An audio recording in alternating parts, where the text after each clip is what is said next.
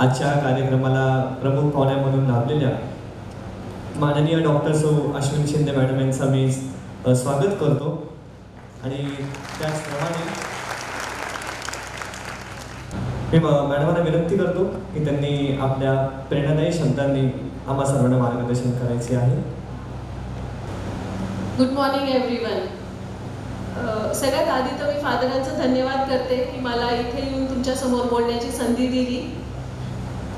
फादरांबद्दल बोलणं तेवढंच कमी आहे. तुम्ही सगळे बघतायत की फादरांची प्रोग्रेस डे बाय डे वाढतच चालली आहे. एवढ्या मोठ्या प्रमाणात फक्त तुम्ही प्री प्रायमरीचे पॅरेंट्स आहात त्याच्यावरूनच दिसतं की फादर किती चांगलं काम करता आहे.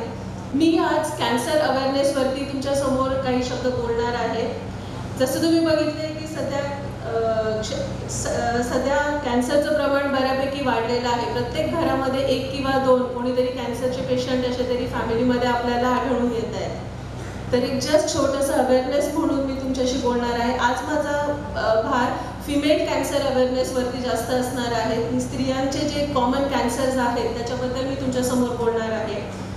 आपण जसं बघतो की साधारण भारतामध्ये अंदाज 2022 पर्यंत अंदाजे 1.46 लाख नवीन कर्करोगाची प्रकरणे दिसून आले आहेत. भारतात 9 पैकी 1 व्यक्तीला आयुष्यात कर्करोग होण्याची शक्यता आहे. आपण जर जगाचा स्टॅटिस्टिक बघितला तर कर्करोगाचे प्रमाण भारतामध्ये अतिशय वेगाने वाढत चाललेलं आहे. त्यामुळे आपण जागरूक राहणं खूप गरजेचं आहे. आणि महिलांमध्ये तर जास्तीत जास्त दिसून येतं. स्तनांच्या कॅन्सरांमध्ये भारत पहिला नंबर आहे की इथे जे फिमेल ब्रेस्ट कॅन्सर आहे त्याच्यामध्ये भारत नंबर 1 आहे. एवढे ब्रेस्ट कॅन्सरचे पेशंट्स आपल्या इंडियामध्ये दिसून येत आहेत. हे का बरं दिसतंय? 2 गोष्टी आहेत. एक तर भारतामध्ये जी लाईफ एक्सपेक्टन्सी आहे म्हणजे जगण्याचे जे वय आहे ते आता वाढत चालले आहे आणि दुसरं म्हणजे निदान थोडंसं उशिरा होणे. याच्यामुळे याचं प्रमाण थोडं जास्त वाढत चाललेलं आहे. लवकर निदान करणे हे सगळ्यात महत्त्वाचे आहे. जर कॅन्सर लवकर स्टेज 1 किंवा प्री कॅन्सर या स्टेजमध्ये डिटेक्ट झाले तर तो पूर्णपणे बरा होऊ शकतो. जर तो लेट स्टेजमध्ये डिटेक्ट झाला तर कदाचित त्याचे जे कॉन्सिक्वेन्सेस आहे किंवा त्याचं जे प्रोग्नॉसिस आहे ते थोडंसं वाईट असू शकतो. म्हणून आपल्याला कॅन्सर आधीच्या स्टेजमध्ये डिटेक्ट करणं खूप गरजेचं आहे. आता कर्करोग म्हणजे काय? आपले शरीर मध्ये भरपूर कोट्यावधीने पेशी असतात. त्या पेशी नॉर्मली त्यांची एक सायकल असते ज्याच्यात त्या वाढतात, विभाजित होतात आणि मग त्या मरण पावतात. कर्करोग तेव्हा सुरू होतो जेव्हा या पेशींचा अनियंत्रितपणे वाढ होतो.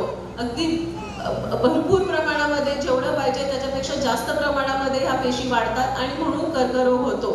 आपण जर आपल्या लँग्वेजमध्ये सांगितलं तर ॲक्सिलेटर अडकतो आणि ब्रेक निकामी होतो.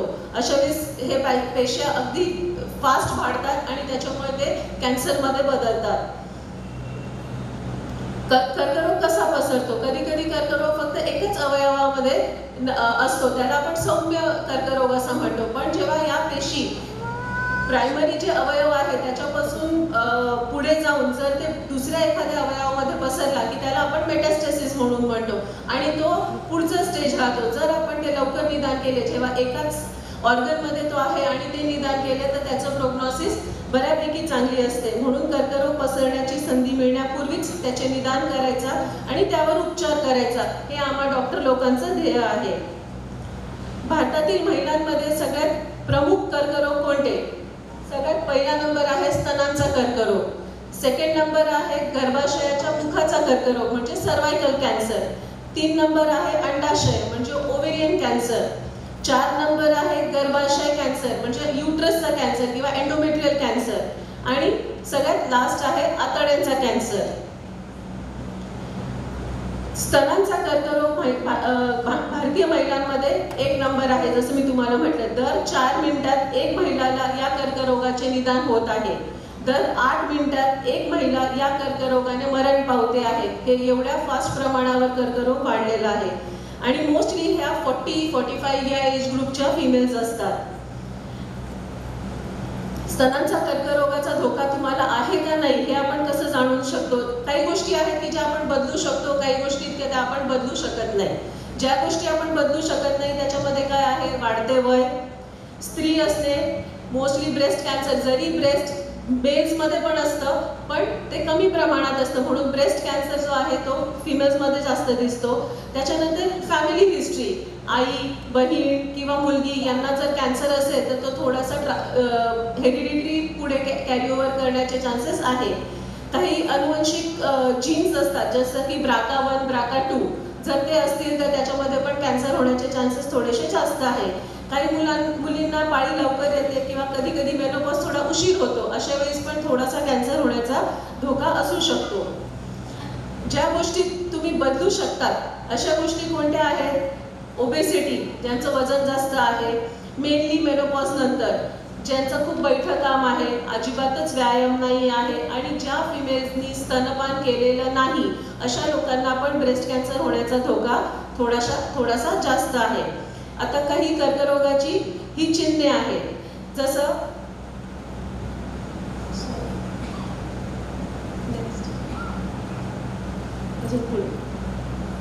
13 नंबर. हे कर्करोगाचे काही चिन्ह आहेत, जसं की छातीमध्ये गाठ दिसणे, निप्पलमधून डिस्चार्ज होणे किंवा कधी कधी खिळी पडणे. जी ब्रेस्टची टिश्यू असते त्याला अशी छोटीशी खिळी पडते. त्याच्यानंतर ब्रेस्टमध्ये किंवा निप्पलमध्ये खूप असहाय्य पेन होणे. निप्पल रिट्रॅक्शन, जे निप्पल असतात ते आतमध्ये ओढले गेलेले असतात. रेडनेस, तिथे भरपूर लालपणा असतो जे काहीही करून जात नाही.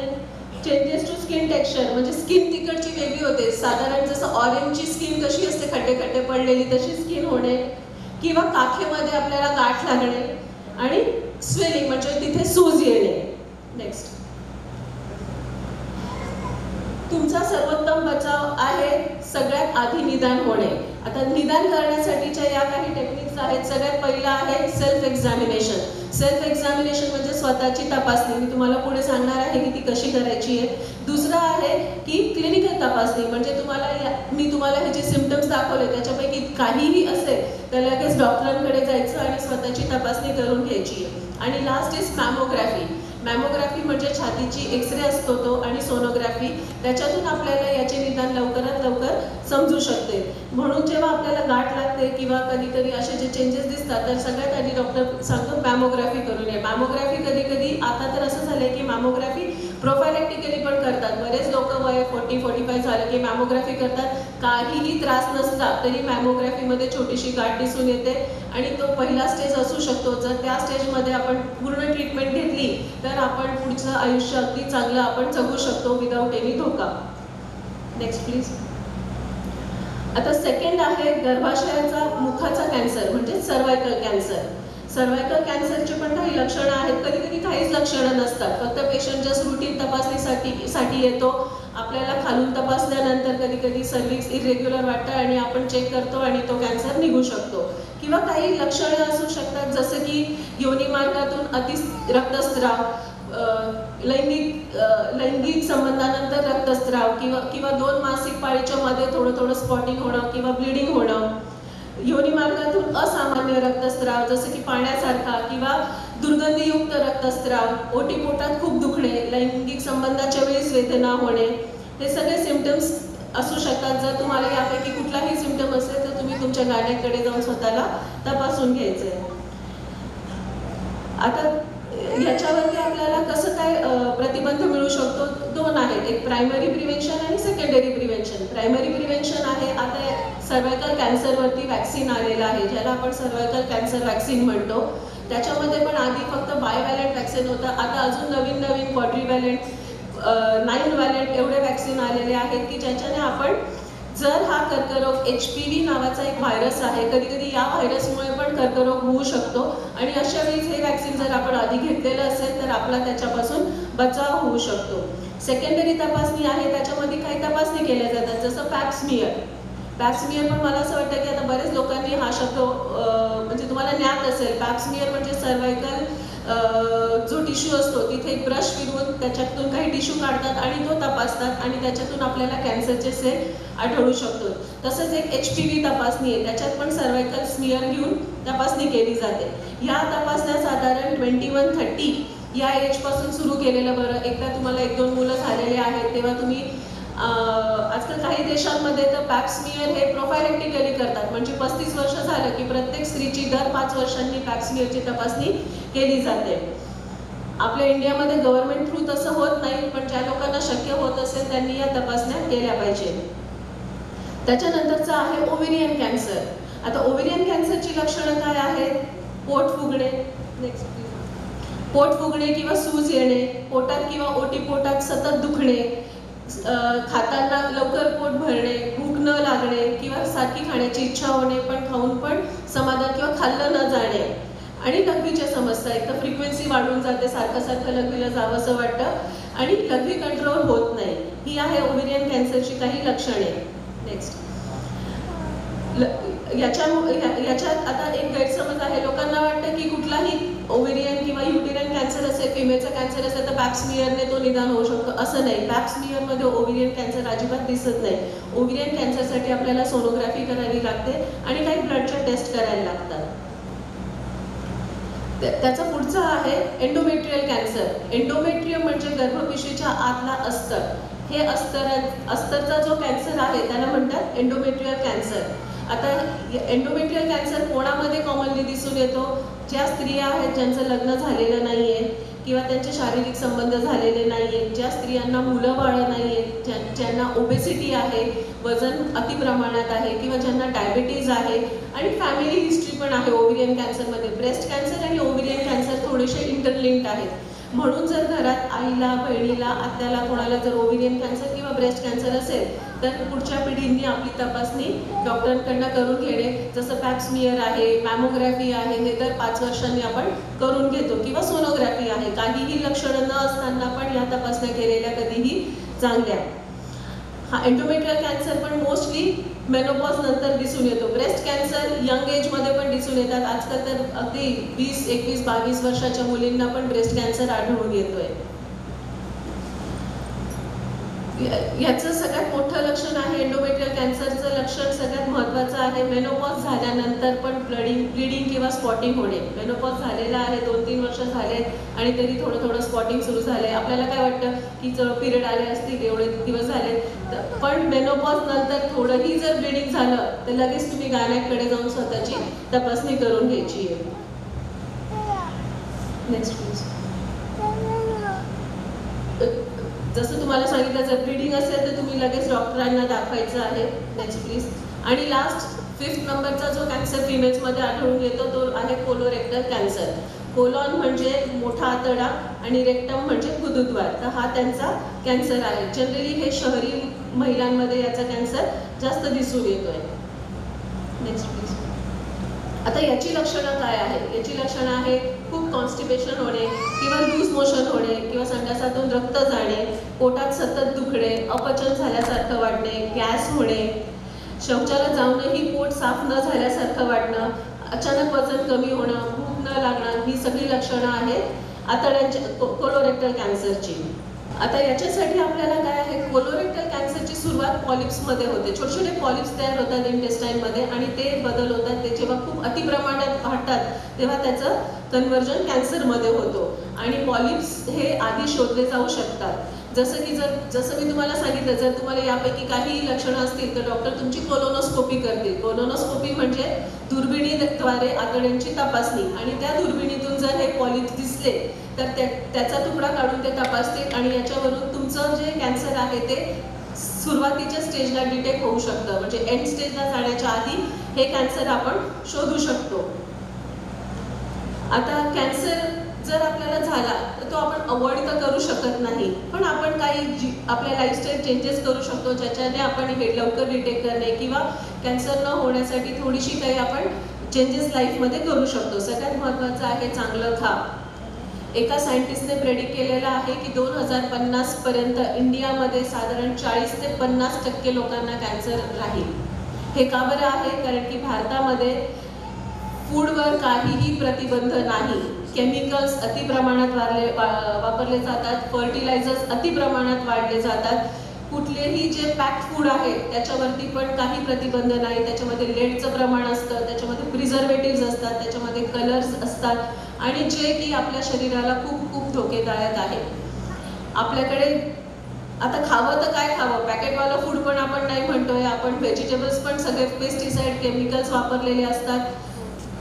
काही गोष्टी आपण बदलू शकत नाही, पण आपण काही हॅबिट्स आहेत जसं की भाज्या पाण्यामध्ये टाकून ठेवणे, त्याच्यामध्ये सोडा टाकून ठेवणे, त्याच्यामध्ये अजून आजकाल तर ते केमिकल्स पण येतात की जे आपण वापरू, ओझोन येतो, ओझोनने क्लीन करू नाही काही तर एका भाज्या आणल्यानंतर एका मोठ्या भांड्यामध्ये भाज्या टाकायच्या, पाण्यात टाकायचं, त्याच्यावर थोडासा खाण्याचा सोडा फिरवून टाकायचा आणि तसं ते 10 ते 15 मिनिटं अर्धा तास बुडवून ठेवायचं आणि नंतर ते चांगलं स्वच्छ धुवून वापरायचं. भाज्या फळं तुम्ही असं करून त्यातल्या त्यात आपण ते केमिकलचं प्रमाण थोडंसं कमी करू शकतो.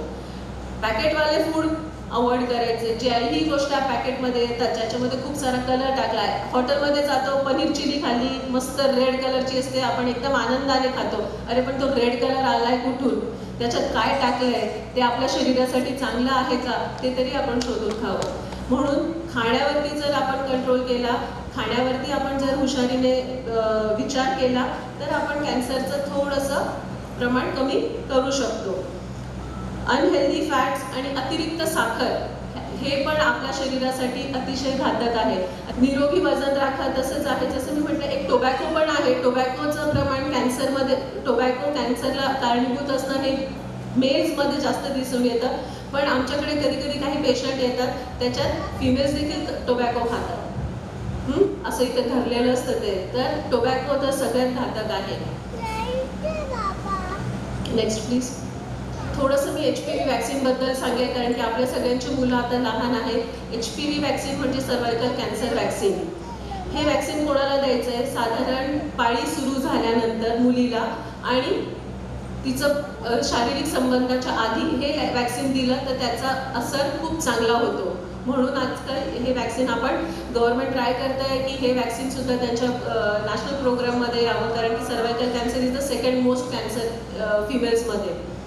पण जोपर्यंत तो येत नाही तोपर्यंत आपल्याला जेवढ्या लोकांना शक्य होत असेल त्यांनी या सर्वायकल कॅन्सर वॅक्सिनबद्दल नक्की विचार करायचा.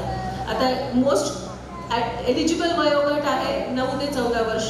साधारण पाळी सुरू झाल्यानंतर हा वॅक्सिन द्यायचा आहे. 2 डोसमध्ये देतात, एक आज द्यायचा आहे आणि एक 6 महिन्यानंतर द्यायचा आहे. त्याच्यानंतरचं जे वयोगट आहे म्हणजे साधारण 15 ते 26 या गटामध्ये 3 वॅक्सिन्स देतात. एक आज द्यायचं आहे, 1 महिन्यानंतर आणि बूस्टर डोस एक 6 महिन्यानंतर. लोकांना वाटतं की हे वॅक्सिन दिल्यानंतर मला कुठलेही कॅन्सर होणार नाही. हे वॅक्सिन दिल्यानंतर फक्त HPV मुळे जो कॅन्सर सर्वायकल कॅन्सर होणार आहे त्याच्यावरती हे प्रोटेक्शन देतं. आता सर्वायकल कॅन्सर होण्यासाठी भरपूर कारणं आहेत, त्याच्यापैकी एक सगळ्यात मोठं कारण HPV व्हायरस आहे. सर्वायकल कॅन्सरसाठी बाकीची पण भरपूर कारणं आहेत. जर त्या कारणांमुळे तुम्हाला कॅन्सर झाला तर हे तुम्हाला फुल प्रोटेक्शन देणार नाही, पण त्यातल्या त्यात जो सगळ्यात कॉमन आहे त्याच्यासाठी आपण हा वापरू शकतो. सेल्फ एक्झामिनेशन, स्तनाची स्वतःची तपासणी करायची आहे. स्त्रियांनी ही तपासणी मिरर समोर करू शकतात. साधारण पिरियड्स नंतर एकदा किंवा मग महिन्यातून एकदा तपासायचं आहे. स्वतःची तपासणी कसं करणार तुम्ही तुमच्या डॉक्टरांना जाऊन पण विचारू शकतात, पण जर तुम्ही स्वतःची तपासणी केली तर दर महिन्याला एकदा तरी तपासलं तर आपल्याला कधी कधी लागते. स्वतःच्या तपासणीमध्ये पण आपण कधी कधी काही लक्षणं जे आहेत ते आपण लवकर निदान करू शकतो, कारण की असं रोज आपली लाईफ एवढी फास्ट आहे की आपण स्वतःकडे तेवढा वेळ देऊ शकत नाही. म्हणून तेवढं एक 5 मिनिटं फक्त आरशासमोर उभं राहून स्वतःच्या स्तनांची तपासणी करणं खूप गरजेचं आहे. आता काही गैरसमज आहे कॅन्सरचे. सगळ्यात पहिला गैरसमज आहे कर्करोग संसर्गजन्य असतो. अजिबात नाही. कर्करोग हा संसर्गजन्य रोग नाही. तुमच्या घरात जर एकाला कॅन्सर असेल तर तो कॅन्सर तुम्हाला होणार नाही. म्हणून हे डोक्यातून काढून घेणं खूप गरजेचं आहे, कारण की जर घरात एखाद्या पेशंटला कॅन्सर आला की सगळे येऊन भेटतात, मॅडम आम्हाला पण कॅन्सर होईल का, आम्हाला पण हे होईल का. अजिबात नाही. तो कॅन्सर एक दुसऱ्यांना होऊ शकत नाही. Next please. त्याच्यानंतर कर्करोग म्हणजे मृत्यूदंड. जेव्हा पेशंट येतो आणि आपण डायग्नोज करतो हो तुला कॅन्सर आहे, तर लोकांना असं वाटतं झालं आता माझं आयुष्य संपलं. अजिबात नाही. जर कॅन्सरचं निदान लवकर झालं आणि सगळा उपचार जर तुम्ही व्यवस्थित डॉक्टरांनी सांगितल्याप्रमाणे वेळेवर घेतले तर हा कम्प्लिटली क्युरेबल असू शकतो. म्हणून कॅन्सर किंवा गाठ आली हे म्हटलं की लगेच घाबरून जाऊ नका. व्यवस्थित आणि वेळेवर पूर्ण ट्रीटमेंट करा. Next please. बायोप्सी किंवा शस्त्रक्रिया केल्याने कर्करोग शरीरात पसरतो. बायोप्सी म्हणजे काय, जिथेही आपल्याला असं वाटतं की हां इथे कॅन्सर असू शकतो, आपण त्याचा छोटासा तुकडा काढून तो दुर्बिणीखाली तपासतो, याला बायोप्सी म्हणतो. लोकांना असं वाटतं की बायोप्सी केली म्हणजे आता माझा कॅन्सर पसरेल. अजिबात नाही. पण कॅन्सर डिटेक्ट करण्यासाठी बायोप्सी इज द सगळ्यात चांगलं आणि सगळ्यात विश्वासू हे एक काय म्हणतो आपण, बायोप्सी खात्रीचा मार्ग आहे. Next please. जर माझ्या कुटुंबात कोणाला कॅन्सर झाला नसेल तर मलाही कॅन्सर होणार नाही. सगळे कॅन्सर हेरिडिटरी नसतात. जर तुमच्या कुटुंबात कोणाला कॅन्सर नसेल तरी तुम्हाला कॅन्सर होऊ शकतो. जर तुमच्या कुटुंबात कोणाला कॅन्सर असेल तर कदाचित तुम्हाला कॅन्सर होऊ शकणार नाही. पण काही हेरिडिटरी कॅन्सर्स आहेत की जे होऊ शकतात. Next please. पॅप स्मिअर केल्यानंतर आपण जर तपासणी केली तर त्याच्याने आपल्याला सगळ्या कॅन्सरचं माहिती पडतं. अजिबात नाही. पॅप स्मिअरने फक्त सर्वायकल कॅन्सरचं निदान होऊ शकतं. Next please. म्हणून आता तुम्हाला काय करायचं आहे, तुमच्या शरीरात जर काही बदल असेल, काही लक्षणं असतील तर तुम्ही जागरूक राहा. कर्करोगाच्या कोणत्याही धोक्यांना तुम्ही सामोरे जाऊ शकतात हे समजून घ्या. कर्करोग म्हणजे शेवट नाही. कर्करोग म्हणजे फक्त तुम्हाला थोडंसं डोळे ओपन करून थोडंसं अलर्ट राहायचं आहे. उपलब्ध लसीकरण आणि नियमित तपासण्या करून स्वतःचे संरक्षण करा.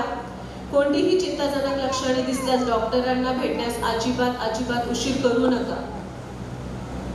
Next please. आणि माझा शेवटचा संदेश आहे की हे ज्ञान तुमच्यासाठी ओझे नाहीये, हे तुमची शक्ती आहे. तुमच्या स्वतःच्या आरोग्याच्या कथेवर नियंत्रण मिळवण्याची ही शक्ती आहे. तुमच्या आयुष्यात जे मेल बसले आहेत, तुमच्या आयुष्यात ज्या स्त्रिया आहेत, तुमच्या माता, भगिनी, मुली, मैत्रिणी, यांच्यासाठी तुम्ही याचा वापर करून तुम्ही त्यांचं जीवन बदलू शकतात. आणि आपण असं सगळे मिळून भारतात कर्करोग जे असं मोठ्या प्रमाणावर क्रॅपसारखं वाढत चाललंय त्याच्यावर आपण थोडासा कंट्रोल घेऊ शकतो. धन्यवाद. धन्यवाद मॅडम. तुमच्या अमूल्य शब्दांनी आम्हाला नक्कीच प्रेरणा मिळणार आहे.